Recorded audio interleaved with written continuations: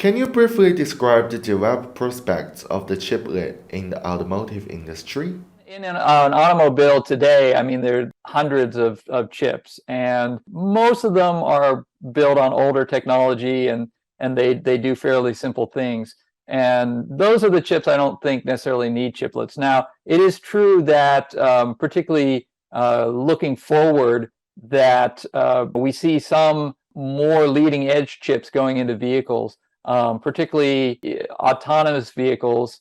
Obviously need very complex processors to be able to drive the entire car.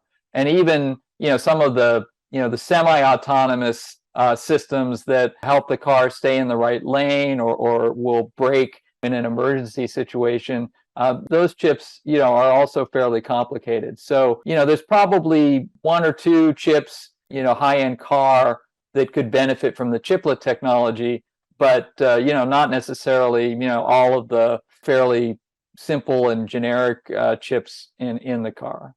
What specific application areas do you think would benefit the most from the chiplet technology? Where we're seeing chiplets today is in the more expensive products. So particularly in the data center, for example, you need very powerful server processor, and then you might want to have a very powerful AI accelerator built into that server. And instead of trying to put all of that on one chip, the idea is to then break it down into several smaller chips, which are easier to manufacture.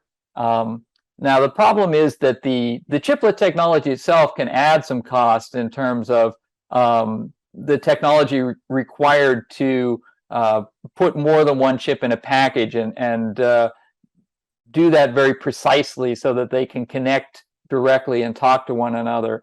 And so, for these data center products, that little bit of extra cost is not that much of a problem. As you look at PC processors, we're starting to see some chiplet technology there. They're a little bit more cost sensitive, but I think the chiplet still can make sense if it's done in a simple enough fashion. I don't think we're going to see chiplets in smartphones anytime soon, or other sorts of consumer gear where there's very much focus on minimizing the cost. So chiplets don't really work as well there, because there is probably more cost being added than you're really saving. And so it's and it's also the chiplets where we're seeing the most push for chiplets is kind of at the leading edge, right? Because the companies are going to 5 nanometer transistors and 3 nanometer transistors.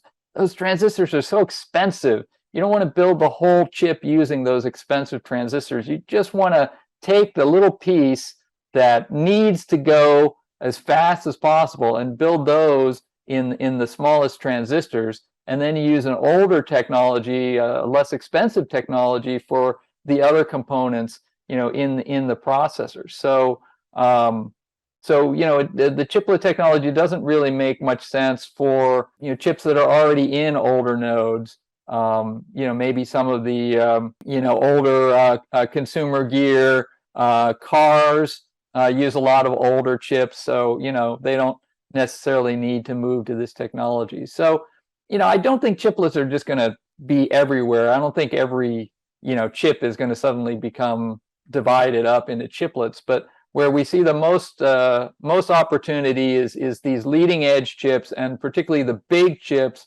the expensive chips that are the ones where we're seeing the most value, the most benefit to dividing them up into these smaller chiplets.